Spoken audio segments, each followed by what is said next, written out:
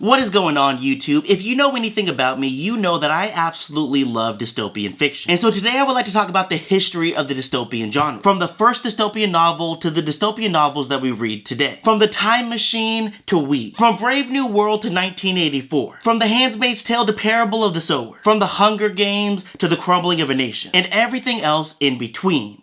Or at least my favorites. But before we get too far into it, if you are as big of a fan of dystopian literature as I am, then I recommend you check out my book, The Crumbling of a Nation and Other Stories, a collection of 14 dystopian short stories. And also don't forget to hit subscribe, follow me on all my socials, yada yada. Let's get into the video. Now, by definition, a dystopia is an imagined world or society in which people lead wretched, dehumanized, and fearful lives. And I have identified what I believe to be 6 distinct phases of the dystopian genre. From the first dystopian novel ever written to the modern dystopias that we see published today. So let's start at the beginning of the genre. The book that is determined to be the first ever dystopian genre varies by sources. But there are 3 books that are considered the main contenders. The Time Machine by H.G. Wells, The Iron Heel by Jack London, and We, a Russian novel by an author whose name I am not even going to attempt to say. Now, even though these books were published in completely different decades, the reason it is so difficult to say which one is the first dystopian book is because each of these books are so very different from one another. And because there was no dystopian genre, none of these books fit into the mold that we typically think of when we think of dystopian novels. And yet, in my opinion, you can easily make an argument for all 3. The Time Machine, published in 1895, explores the darkness of class disparity and the fallout that it can lead to. Aside from possibly being considered the first ever dystopian novel, it is often considered also the first ever science fiction novel. Even another layer for why this book is so important. And then we have The Iron Heel by Jack London, published in 1908. It explores the rise of an oligarchical class and the socialist movement that tries to tear it down, and all of the obstacles that it faces because of this oligarchical class. And then we have We, first published in 1924. This book is set in a totalitarian society where there is constant surveillance and every single person lives for the collective we. And of these 3 books, We is the most typical to what we would expect from a dystopian novel, which is why even though it was the 3rd to be published, it is still often considered the father of dystopian literature. And its influence is what we see the most when we look at the dystopian classics. Which brings us to the second wave of dystopian literature. And while this wave was led by 1984 and Brave New World, there were many other dystopian novels written in the 30s, the 40s, and the 50s. There was It Can't Happen Here, which is one of the most important American novels. There was Fahrenheit 451 and Player Piano by 2 of my favorite authors. Then Anthem and Lord of the Flies by 2 of the most problematic authors. And then we have books like Darkness at Noon, The Moon is Down, and many, many others. But when we look at this particular wave of dystopian novels, it is easy to see what they were influenced by. Because at the time, there were some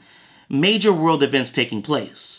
Things like World War II and the total rise of totalitarian government. And then we have the 3rd wave of dystopian novels, which takes place in the 60s and the 70s. This particular wave was led by books like A Clockwork Orange, Do Androids Dream of Electric Sheep, The Dispossessed, and The Lorax. Yes, that's right, I said The Lorax. I don't have the book right here, but this particular wave of dystopian novels was heavily influenced by the fallout of World War II, the Cold War, threats of nuclear war, and major economic booms that led to things like mass industrialization and corporate greed, while also exploring the new wave of counterculture, which was beginning to boom all over the world. The 4th wave begins in the 80s and carries us throughout the 90s. This particular wave was led by books like The Handmaid's Tale, Parable of the Sower, Neuromancer, and The Giver. I understand that this is not The Giver, but I couldn't find my book, so deal with it. This dystopian genre was a great mix of the 3 waves that came before it, while also bringing back some of the themes that made the second wave of dystopian novels so popular. The fears of totalitarian oppressors and authoritarian control, while also hitting on the previous wave's themes of corporate greed, and the many ways that corporate greed can affect society, culture, and the earth itself. The 5th wave took place in the early 2000s and was heavily dominated by the young adult genre, with books like The Hunger Games, the Unwind book series, The Maze Runner, and Divergent, but still had major contributions from the adult side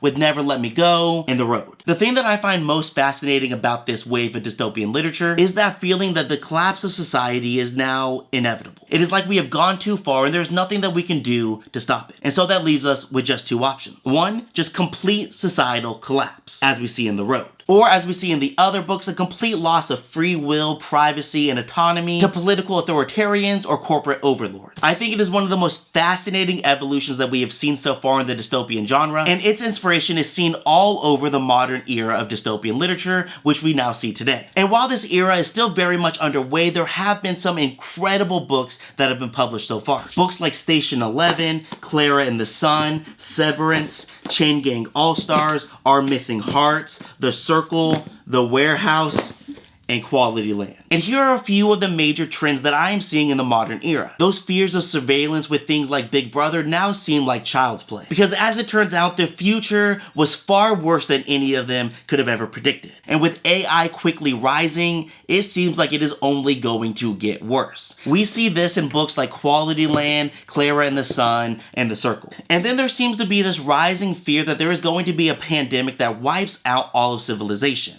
And funny enough, most of these books were written before COVID. Books like Station 11 and Severance. And then of course, we are seeing monopolies rise at a rate that has never been seen before, which makes it feel even more inevitable that we will one day be ruled by corporate overlords, which is something that we see very much in the book The Warehouse. And then we have those fun old themes of totalitarian control, which continues to grow more and more relevant as the political climate around the world continues to grow more and more extreme. And some of these fears are beautifully highlighted in books like The Chain Gang All-Stars and Our Missing Hearts. And I cannot wait to see what else comes next and what the seventh wave of dystopian literature ends up looking like. And like I said earlier in the video, if you are a fan of dystopian literature and somehow didn't find enough recommendations here, make sure to check out my book, The Crumbling of a Nation and Other Stories. That's all that I have for you guys today, but before you go, let me know, what do you think dystopian literature says about society? Where do you think the genre is going to go next? And what do you think about our society as a whole? Are we headed towards an inevitable collapse, or do we still have hope? Thank you guys for watching, and I'll see you next time.